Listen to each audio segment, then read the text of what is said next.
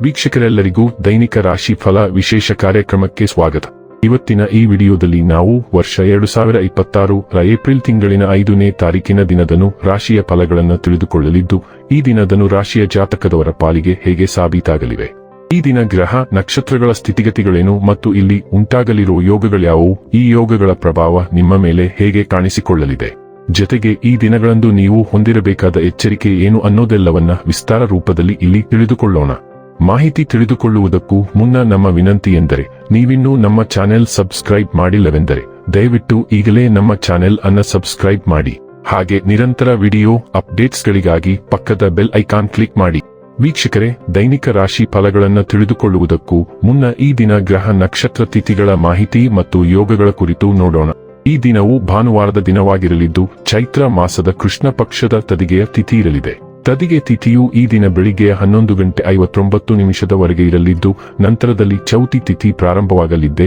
ಜೊತೆಗೆ ಈ ದಿನ ರಾತ್ರಿಯ 12:08 ವಿಶಾಖ ನಕ್ಷತ್ರದ ಗೋಚರವಿರಲಿದ್ದು, ನಂತರದಲ್ಲಿ ಅನುರಾಧ ನಕ್ಷತ್ರದ ಗೋಚರ ಪ್ರಾರಂಭವಾಗಲಿದ್ದೆ. ಜೊತೆಗೆ ಈ ದಿನ ಮಧ್ಯಾಹ್ನದ 2:44 ವಜ್ರ ಹೆಸರಿನ ಯೋಗ ಇರಲಿದ್ದು, ನಂತರದಲ್ಲಿ ಸಿದ್ಧಿ ಹೆಸರಿನ ಯೋಗ ಪ್ರಾರಂಭವಾಗಲಿದ್ದೆ. ಇನ್ನು ಈ ದಿನ ಚಂದ್ರದೇವನು ಸಂಜೆ 5:28 ತುಲಾರಾಶಿಯಲ್ಲಿ, ನಂತರದಲ್ಲಿ ವೃಶ್ಚಿಕ ರಾಶಿಯಲ್ಲಿ ಗೋಚರಿಸಲಿದ್ದೆ. ಅದೇ ಸೂರ್ಯದೇವನು ಈ ದಿನ ಮೀನರಾಶಿಯಲ್ಲಿ ಗೋಚರಿಸಲಿದ್ದಾನೆ. ಇನ್ನು ಈ ದಿನದಂದು ಅಭಿಜಿತ್ ಮುಹೂರ್ತ ಬೆಳಿಗ್ಗೆ 11:59 ಇಂದ ಮಧ್ಯಾಹ್ನದ 12:49 ಇರಲಿದ್ದೆ. ಇದು ಈ ದಿನದ ಗ್ರಹ ನಕ್ಷತ್ರ ತಿಥಿಯ ಕುರಿತಾದ ಮಾಹಿತಿಯಾಗಿದ್ದು, ಇದರ ಆಧಾರದ ಮೇಲೆಯೇ ನಿಮ್ಮ ದಿನಚರಿಯಲ್ಲಿಯೂ ಬದಲಾವಣೆ ಕಂಡು ಬರಲಿದೆ. ಇನ್ನು ಈಗ ಈ ದಿನದ ಧನು ರಾಶಿಯ ಫಲಗಳ ಕುರಿತು ನೋಡುವುದಾದರೆ, ನೀವು ಕಳೆದುಹೋದದ್ದರ ಬಗ್ಗೆ ಯೋಚಿಸುತ್ತಿದ್ದರೆ ನಿಮ್ಮ ಹತಾಶೆ ನಿಮ್ಮ ಆರೋಗ್ಯವನ್ನು ನಾಶ ಮಾಡಬಹುದು. ಸಾಧ್ಯವಾದಷ್ಟು ವಿಶ್ರಾಂತಿ ತೆಗೆದುಕೊಳ್ಳಲು ಪ್ರಯತ್ನಿಸಿ. ಯಾರ ಹತ್ತಿರವಾದರೂ ಸಾಲವನ್ನು ತೆಗೆದುಕೊಂಡಿರುವ ಜನರು ಇಂದು ಯಾವುದೇ ಪರಿಸ್ಥಿತಿಯಲ್ಲೂ ಸಾಲವನ್ನು ಮರುಪಾವತಿಸಬೇಕಾಗುತ್ತದೆ. ಇದರಿಂದ ಆರ್ಥಿಕ ಪರಿಸ್ಥಿತಿ ಸ್ವಲ್ಪ ದುರ್ಬಲವಾಗುತ್ತದೆ. ಕುಟುಂಬದ ಜೊತೆಗೆ ಸಾಮಾಜಿಕ ಚಟುವಟಿಕೆಗಳು ತುಂಬಾ ಸಂತೋಷಕರವಾಗಿರುತ್ತವೆ. ಪ್ರೇಮ ವೈಫಲ್ಯದ ನೀವಿಗೆ ಇವತ್ತು ನಿದ್ರಿಸಲು ಸಾಧ್ಯವಾಗುವುದಿಲ್ಲ. ಯಾವುದೋ ಕಾರಣದಿಂದಾಗಿ ಇಂದು ನಿಮ್ಮ ಕಚೇರಿಯಲ್ಲಿ ಬೇಗನೆ ಆಫ್ ಆಗಬಹುದು. ನೀವು ಅದರ ಲಾಭವನ್ನು ಪಡೆಯುತ್ತೀರಿ ಮತ್ತು ತಮ್ಮ ಕುಟುಂಬದ ಸದಸ್ಯರೊಂದಿಗೆ ಎಲ್ಲಿಗಾದರೂ ಸುತ್ತಾಡಲು ಹೋಗುತ್ತೀರಿ. ತಪ್ಪು ಸಂವಹನ ಇಂದು ತೊಂದರೆಯುಂಟು ಮಾಡಬಹುದು, ಆದರೆ ನೀವು ಕುಳಿತು ಮಾತನಾಡುವುದರಿಂದ ಇದನ್ನು ನಿರ್ವಹಿಸಬಹುದು. ಒಂಟಿತನವು ನಿಮ್ಮ ಮೇಲೆ ಪ್ರಾಬಲ್ಯ ಸಾಧಿಸಲು ಬಿಡಬೇಡಿ. ನೀವು ನಡಿಗೆಗೆ ಹೋಗುವುದು ಇದಕ್ಕಿಂತ ಉತ್ತಮ. ನಿಮ್ಮ ಮನಸ್ಸು ಮತ್ತು ಹೃದಯ ಸಂಘರ್ಷದಲ್ಲಿರುವುದರಿಂದ ನಿರ್ಧಾರ ತೆಗೆದುಕೊಳ್ಳುವುದು ಕಠಿಣವಾಗಬಹುದು. ಇದು ಒಂದು ನಿಗೂಢ ವಿಷಯ. ನಿಮ್ಮ ಪ್ರವೃತ್ತಿಯನ್ನು ಆಲಿಸಿ ಮತ್ತು ನೀವು ಸರಿಯಾದ ನಿರ್ಧಾರಗಳನ್ನು ತೆಗೆದುಕೊಳ್ಳುವಿರಿ. ನಿಮ್ಮ ಕುಟುಂಬ ಮತ್ತು ಪ್ರೀತಿಪಾತ್ರರಿಗೆ ನಿಮ್ಮ ಗಮನ ಬೇಕು. ಅವರೊಂದಿಗೆ ಸ್ವಲ್ಪ ಗುಣಮಟ್ಟದ ಸಮಯವನ್ನು ಕಳೆಯಿರಿ. ಪ್ರಯಾಣ ಯೋಜನೆಗಳನ್ನು ರೂಪಿಸಲು ಇದು ಒಳ್ಳೆಯ ಸಮಯ. ಮುಂಬರುವ ವಾರದಲ್ಲಿ ನೀವು ಪ್ರಯಾಣಿಸಬಹುದು.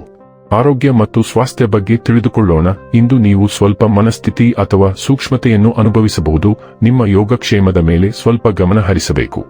ನಿಮ್ಮ ಆಹಾರ, ವಿಶ್ರಾಂತಿ ಮತ್ತು ಒತ್ತಡದ ಮಟ್ಟಗಳಿಗೆ ಗಮನ ಕೊಡುವುದು ಸಹಾಯ ಮಾಡುತ್ತದೆ, ವಿಶೇಷವಾಗಿ ನೀವು ನಿರಾಳವಾಗಿದ್ದರೆ. ಉತ್ಸಾಹ ಮತ್ತು ಶಕ್ತಿಯ ಉಲ್ಬಣಗಳು ಬಂದು ಹೋಗಬಹುದು, ಆದ್ದರಿಂದ ಸಮತೋಲನವನ್ನು ಕಾಪಾಡಿಕೊಳ್ಳಲು ಪ್ರಯತ್ನಿಸಿ ಮತ್ತು ನಿಮ್ಮ ದೇಹವನ್ನು ನೋಡಿಕೊಳ್ಳಿ. ಡೈಲಿ ಲವ್ ಮತ್ತು ರಿಲೇಶನ್ಶಿಪ್ ಬಗ್ಗೆ ತಿಳಿದುಕೊಳ್ಳೋಣ. ನೀವು ಮೃದುತ್ವವನ್ನು ಸೌಜನ್ಯದಿಂದ ವ್ಯಕ್ತಪಡಿಸುತ್ತೀರಿ. ನಿಮ್ಮ ಸಂಬಂಧಗಳಲ್ಲಿ ಪ್ರೀತಿಯನ್ನು ತೋರಿಸಲು ಮುಕ್ತವಾಗಿ ಭಾವಿಸುತ್ತೀರಿ.